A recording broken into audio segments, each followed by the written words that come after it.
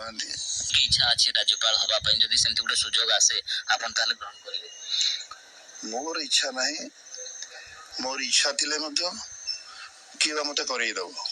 ମୁଁ ସେମିତି ଗୋଟେ ଲଢ଼େଇ କରି ଆସିଛି ଜୀବନ ସାରା। କିଛି କବିତା ଲେଖିଛି, ତମ ଧରଣୀରେ କିଏ ଥିବ ସିନା, ମଣିଷ ନାହିଁ ରେ ମଣିଷ ନାହିଁ, ତୁମ ଏ ଧରଣୀ ସରଳ ସରଣୀ, ଭଲ ଆଉ ମତେ ଲାଗେ ନାହିଁ। ପାଣି ବିନା ଏଠି ପରାଣ ଦୁଟିରେ, ମଦ ନଈ ଛୁଟେ ଦିକୁଳ ଛୁଇଁ, ବୃଦ୍ଧା ପାଲଟେ ଦିନୁ ଦିନ ଯୁବା, ଶିଶୁ ପରେ ଗୋଟେ ମରଣ ଛାଇ। ତମେ ଦେଖୁନାହାନ୍ତି? ଓଡ଼ିଶା ରାଜନୀତିର ଜଣେ ଚର୍ଚ୍ଚିତ ଚେହେରା ହେଉଛନ୍ତି ପ୍ରସନ୍ନ ପାଟ୍ଟଶାଣୀ। ବିଜୁ ଜନତା ଦଳ କ୍ୟାମ୍ପ ଛାଡ଼ି ଭାରତୀୟ ଜନତା ପାର୍ଟିରେ ସାମିଲ ହୋଇଗଲେ, କିନ୍ତୁ ବାସ୍ତବରେ ରାଜନୀତିରେ କେତେ ସକ୍ରିୟ ଅଛନ୍ତି ପ୍ରସନ୍ନ ପାଟ୍ଟଶାଣୀ, ନା ରାଜନୀତିରୁ ଦୂରେଇ ଗଲେ? ଆମ ସହିତ ଅଛନ୍ତି ପ୍ରସନ୍ନ ପାଟ୍ଟଶାଣୀ, ତାଙ୍କ ସହିତ ଟିକେ ମନ ଖୋଲି କଥା ହେବା। ଶ୍ରୀଯୁକ୍ତ ପ୍ରସନ୍ନ ପାଟ୍ଟଶାଣୀ, ଆପଣଙ୍କୁ ସ୍ୱାଗତ କରିବା ପାଇଁ ଚାହିଁବି କନକ ନ୍ୟୁଜକୁ। ବାବା କ'ଣ ରାଜନୀତିଠୁ ଦୂରେଇ ଗଲେ?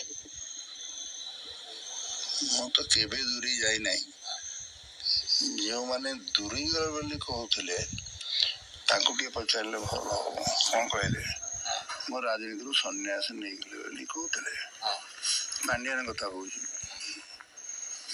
ତେଣୁ ସିଏ ତ ଦୂରେଇ ଯାଇନାହାନ୍ତି। ମୁଁ କାହିଁକି ଗୋଟେ ପୁରୁଣା ଲୋକ ଦୂରେଇ ଯିବି? କ'ଣ ପାଇଁ ଦୂରେଇ? ରାଜନୀତିରେ ଯେଉଁମାନଙ୍କର ଆବଶ୍ୟକତା ଅଛି, ତାଙ୍କୁ ଯିଏ ପ୍ରକୃତ ରାଜନୀତିକ ଲୋକ, ରାଜନୀତି ଜାଣନ୍ତି, ତାଙ୍କୁ ଭଲ ସାମ୍ବାଦିକ ମାନେ ଆପଣମାନେ ଭଲକି ବୁଝିପାରିବେ ଏବଂ ପଚାରିବେ। ତେଣୁ ମୁଁ କାହାକୁ ଆଭଏଡ୍ କରେନି। ଆପଣମାନଙ୍କର ତଳେ ସମସ୍ତେ ଘେରିଗଲେ ମତେ, କହିଲେ ଆପଣ ଯାଇଥିଲେ କାଲି ଆପଣମାନେ ସବୁ ବରିଷ୍ଠ ନେତା ଏକାଠି ହେଇଥିଲେ, ଅମର ଶତପଥୀ, ଆପଣ ସବୁ ବସିଥିଲେ, କ'ଣ ସବୁ ଆଲୋଚନା କଲେ?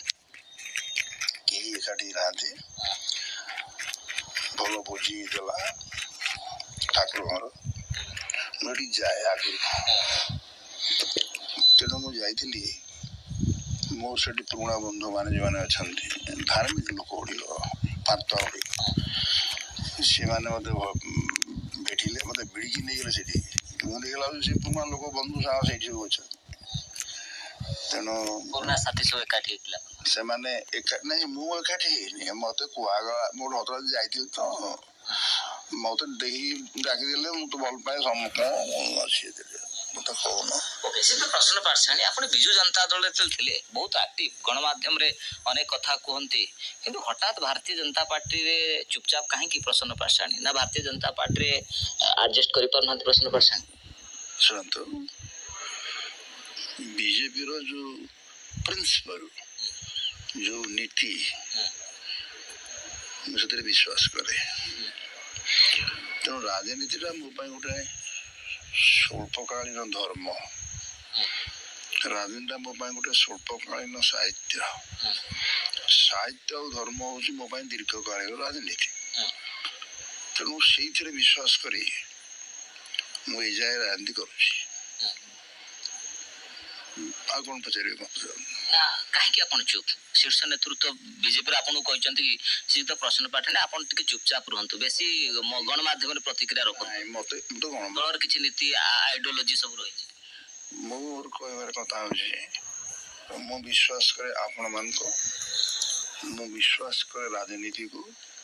ନୀତି ଭିତରେ ଶ୍ରେଷ୍ଠ ହେଇଥିବା ଯୋଗୁଁ ନା ହେଲା ରାଜନୀତି। ବର୍ତ୍ତମାନ ସେ ସମୟରେ ଯେମିତି ଆମେ ସବୁ ଲଢ଼େଇ କରୁଥିଲୁ, କାମ କରୁଥିଲୁ, ଏବେ ଅଛି କି? ଏବେ ଆଉ ସେମିତି ଲଢ଼େଇ ହେଇପାରୁନି।